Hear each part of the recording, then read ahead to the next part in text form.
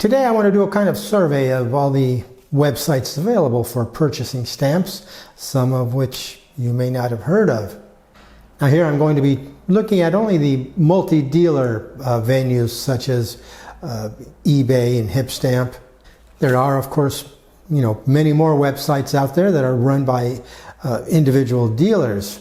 And then there are the dedicated auction houses. The 900-pound gorilla in the room is, of course, eBay. eBay has the widest name recognition and I'm sure the largest buyer base of any of the sites. And for that reason, many dealers, if they choose just one site on which to sell, it's usually eBay. But there is another site out there which many buyers and sellers prefer over eBay, and that's, of course, HipStamp.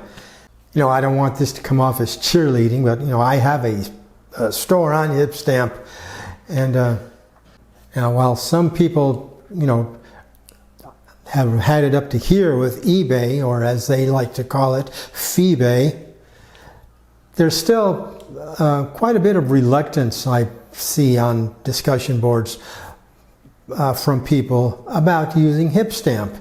They just see this as some kind of upstart, Johnny-come-lately, stamp auction site wannabe or something. I don't know, but be that as it may, HipStamp has a fairly long history, as far as internet sites go. Actually, it dates back, it has its roots back in 2006 when Mark Rosenberg created the site called Stamp and within a couple of years he had actually branched out, gone into other areas besides just stamps, and the name was changed to BidStart. But after some years, BidStamp was bought out by Stanley Gibbons, and they formed the Stanley Gibbons Marketplace. And they promptly ran the site into the ground. It never did reach any level of success, and Gibbons just shut the site down. This then left the door open for Mark Rosenberg to resurrect his BidStart site, although he used a different software system, and it doesn't look anything close to what the old site looked like, but he formed HipStamp. And HipStamp has gained a lot of acceptance among many dealers, many big dealers. And the stamp listings have grown to where I believe I saw Mark Rosenberg post that total number of stamp listings on HipStamp now exceeds that on eBay. There's no place that I'm able to find the exact number of listings total on each site, but I can give you the numbers for some of the country categories. Here I can show you the number of listings for each of the categories on eBay and HipStamp. So for US stamps, eBay has 1.9 million listings, while HipStamp has over 2 million. Now for Great Britain, eBay has a sizable lead. They have 800,000 listings compared to HIP's 287,000. Now looking at Germany, eBay has 520,000 listings versus HipStamp's 483,000. So not a big difference. Now, however, in Latin America, the table turns dramatically, with eBay showing a mere 220,000 listings, with HIP having almost 50% more, 310,000. I didn't go beyond those four categories, but it's plain to see that eBay does not have an overwhelming advantage as far as number of listings to shop for. And it should be noted too that there are quite a few dealers who sell on both venues, eBay and HipStamp. And I've noticed that some dealers who sell on both sites put a slightly lower price on the HipStamp listings because there's lower selling costs on HipStamp, and they pass the savings on to the customers. And comparing a little more between the two sites, they both have extensive arrays of filters available to drill down to the particular stamp listings you're searching for. So for example, you can filter for the type of postal item, whether it's a cover, a stamp, a block, or if it's a souvenir sheet.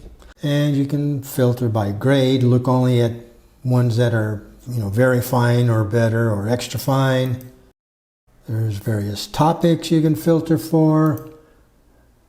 eBay lets you filter by color. HipStamp doesn't have that particular one. And of course, filter by used, unused, mint never hinged, etc.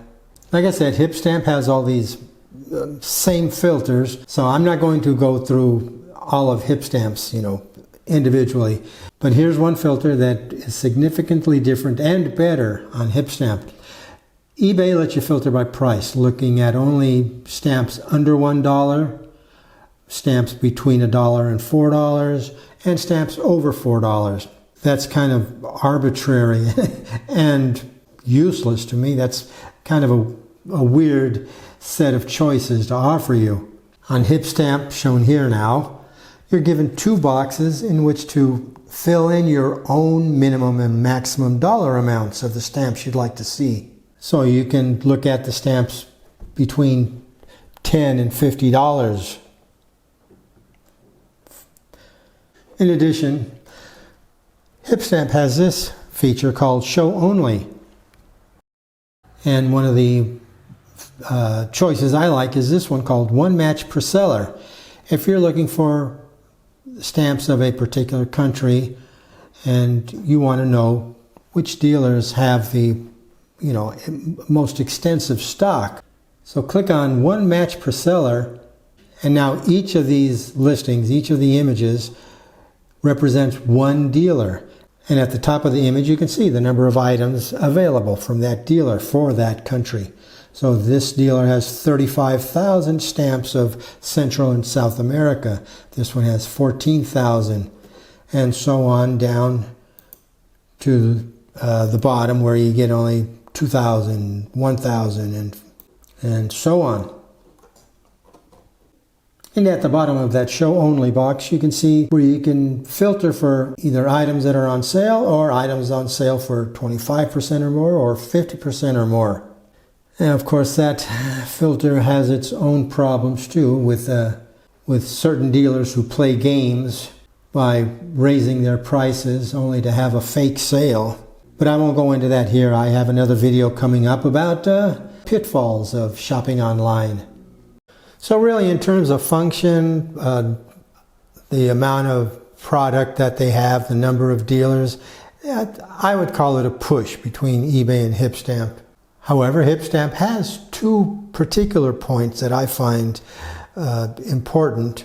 One is that because of eBay's fee structure and its rules for that matter, the minimum price, not for auctions but for fixed price items, the minimum price is 99 cents. So if there's just a 10-cent stamp or 20-cent stamp, the price is going to be 99 cents at least. Now, some dealers compensate for that by offering free shipping. However, free shipping is not free, of course. Free shipping is baked into the price of the item. So, and if you're going to buy 5 or 6 stamps from that same dealer, you are then paying 5 or 6 shipping fees for your order. The more important point about eBay that I find a big negative is that eBay is so scared of losing revenue through people taking transactions off-site that they put up a barrier between the buyers and the sellers. It is virtually impossible to set up a decent buyer-seller relationship because you cannot communicate effectively. You have to use eBay's contact form where you select a subject and you can ask a question, but aside from that, you cannot just have a normal back and forth messaging relationship. When I sold on eBay, I could not initiate communication to a customer. And when I had an issue that I needed to contact him about, all I could do is wait for him to contact me and then reply back. HipStamp has an open messaging system where it's easy for either the customer or the dealer to initiate the message, and just as easy to reply back and forth. So overall, I find HipStamp the better user experience. And if you ever have issues with the site itself, you get a lot quicker, prompter, and more personal response from HipStamp support. Now, moving on to the next one, Delcampe. Delcampe is based in Belgium, and they recently overhauled their fee structure. There is now no longer any fee for selling stamps on Delcampe. There's no listing fees and no commissions, which begs the question, how are they making money then?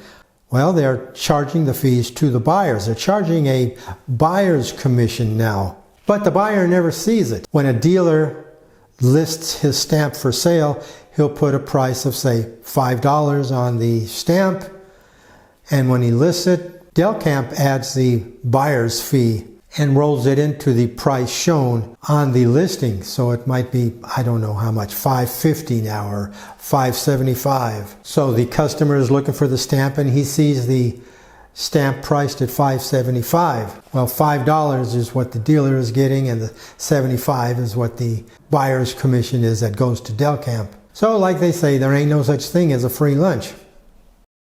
Of course, inventory is heavily weighted to European countries, and USA is only lightly represented with only 300,000 US listings. One thing I see that's a drawback for non-European residents who want to use the site is that many sellers do not accept PayPal. And as I found out from personal experience, many of them accept only bank transfers as a method of payment. Now, bank transfer is still a big thing here in Europe, which I found for other forms of business too, for paying a rent. Many landlords accept payment only by bank transfer. The health insurance we purchased, we have to pay the monthly premiums by bank transfer. That's not such a good thing for those outside of Europe, because for me, making a payment through my US bank by bank transfer, that incurs a $30 fee from the bank, on top of the hit that you take for the currency exchange, because the currency isn't exchanged at the official rate. The bank jacks it up in their favor. So the cost quickly rises. Even if you find a good deal on a stamp on Delcampe, if they only accept bank transfer, that just puts it out of the question. If they only accept bank transfer, then that's a deal breaker. So if you do shop on Delcampe, just be sure to check out what forms of payment are accepted. Now, I find the Delcampe user interface sadly lacking. And the search function in particular, searching is a mess. So since we're based in Belgium here, let's look for a Belgian stamp. Belgium number 2, for instance. This is what it looks like. And this is the search result that Delcampe gives you. Scroll down. There is no Belgium number 2 on the first page. Page 2.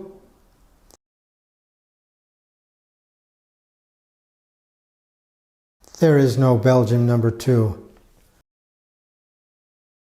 Okay, so this is a Belgian site. Most of the users speak French, right? So let's use the Hiver Atelier catalog. YT number 2. Well, again, we're full of irrelevant results. And again, no number 2s until we get to the end of the page. So I found Delcampe just all but useless. Sorry. If you're a European resident and you've grown up, so to speak, using Delcampe, perhaps you're used to the idiosyncrasies and it's all second nature to you now. And that's that's fine. But for anyone not used to the European system, it can be frustrating. And also with the prevalence of sellers who accept only bank transfers, they're losing a lot of potential business from outside of Europe.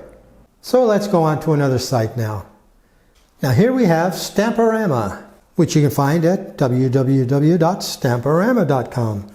Now, Stamporama is not a dedicated stamp marketplace per se. It is a stamp club with all that implies. They have their own discussion board, and they also have an auction board where members can sell stamps. And it's not a large marketplace. Like, for example, you can see on the homepage of the auction that there's less than 5,000 lots up right now. And because there's very few dealers per se, that, full-time dealers, there are a few, but the vast majority of the auction lots are by the club members, and they are not seeking the, top dollars that, you might expect to see from dealers. So you can find some very good deals on Stamporama auctions. And besides auctions, they have what are called online approvals. And most of the approval books are dedicated to one geographical region. And you can see all the categories for the books that they have right now. And so we click on one. Let's go for France and colonies. And we can see all the items available there. Monaco, France, Algeria, Andorra, and so on and so forth. Now on the top bar, under the sold column, you can see how many stamps are left in those books. So for example, the first one, Monaco, has not sold any books, has not sold any stamps yet. While going farther down, you see more and more stamps being sold out of each book. So now we can sort by title, clicking on the heading title, and we'll get them sorted by name. So we have Alexandria at the top, followed by Algeria and Andorra, and on down to St. Pierre and Miquelon. So let's look at one book here. Let's look at Monaco used and mint stamps. Here we see the seller name is Few Cents. And then on this page we can also see the shipping terms, the shipping rates to different countries, and what methods of payment are accepted. And we see this book has 11 pages, and we can go to the first page here, and you'll see there's a stock page full of individual stamps, all numbered, and each one is priced at 15 cents each. All you do is just look over the stamps. When you find one that you're interested in, go to the bottom and see which ones are still available for purchase. You can see 9, 10, 11, and 12 have all been sold. These others are all available for purchase still. Click on Next to go to the next page. On page 2, everything is still 15 cents. And you can see what's available for purchase. And if we keep going, all the stamps in this book are 15 cents. So there you can see that Stamporama offers a very convenient way to fill in a lot of spaces in your album at a very inexpensive cost. The next site I'm going to look at is called Stamps to Go. Now, Stamps to Go is a fixed price only marketplace. They have no auctions. The site's been around since 2002, and they claim to have over 2 million listings and 250 dealers, as well as 17,000 registered users. It's got a different layout than you may be used to seeing on other sites. The most notable, perhaps, is that you cannot visually browse the listings. You have to start by selecting a specific country, let's say Falkland Islands. Then you have to specify what kind of listings, single stamps, sets, covers. So let's select stamps. Or if you need a specific stamp, you can just enter the Scott catalog number. And here are the search results. You'll notice it's a very compressed layout. There's only 20 listings per page, and the stamp images are not visible on that front page. You'll see a camera icon next to many of the listings, and that tells you that if you click on the listing, there will be a stamp image with it. So on this first listing for Scott number 4, click on the listing and you're taken to the detailed listings page where there is an image also. Now, one thing I don't care for with this layout is that you cannot directly compare listings. You cannot see more than one image at a time to directly compare listings. In fact, you can't even right-click on a listing to open in a separate tab so that you could open, multiple listings in multiple tabs and at least, go back and forth and compare. One feature of buying at Stamps to Go is that you always know exactly what your shipping fee will be.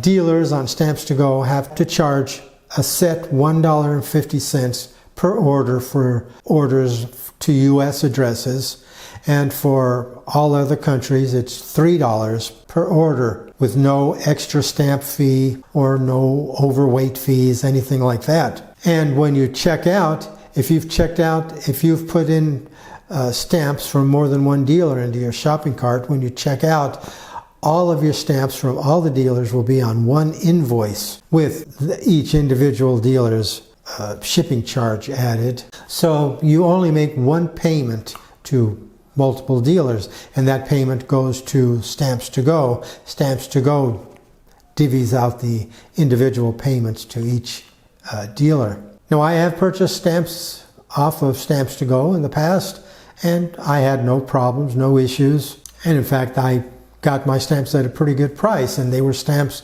again, that I could not find off of any other site. So I can recommend Stamps to Go as a site that deserves your attention. And then there's one more site I'm going to look at in this episode. It's called the Stamp Den, which is the brainchild of Russ Romay. Now, I have not purchased anything off of Stamp Den, although I do have an account. But the one reason I haven't purchased anything yet is because it has a very thin inventory. It's as you can see here under the featured stores, most of these stores have 0 feedback ratings, which means 0 sales. And if you click through on these stores, you'll see many of them only have 10 listings, 15 listings, 120 listings. And if you look at the categories page for the site, you'll see Africa, there's less than 3,000 listings available for Africa, 3,000 for British Commonwealth. There are 12,000 for Europe, but in US stamps there's only 750, and Asia only has 2,000 listings. So I don't want to make it sound like that's a reason to avoid them, because as long as they have the stamp that you are looking for and at the price that you'd like to pay, then, that's all that matters, right? So by all means, do check out Stamp Den and give them your support if you're able. Now, there is one other site that I haven't looked at because I only just now recalled that it exists. It's a Swedish site, but it does have a menu for changing the language. It's called Tradera.com. And especially if you're a Scandinavian collector, then that might be a site for you to check out. There's also a couple of other sites. You have Stampworld.com, which is the online stamp catalog, which does have stamps available for sale by its paying members, as well as Kolnect. And then after that, there's also the various Facebook groups. Just put in postage stamp buy, sell, and trade, and you'll come up with a whole page full of results of Facebook groups where you can buy and sell stamps. Personally, that's not my cup of tea. I don't want to deal in the wild, wild west of Facebook. Those are the main stamp buying sites that I know of. If you know of others, please let me know in the comments below. And in the next video, I'll go into more of a buying guide and give you tips on buying online and the pitfalls that you have to watch out for. So I'll hope you'll join me then. Until then, this is Ted the Talking Stamp Collector wishing you all happy stamping.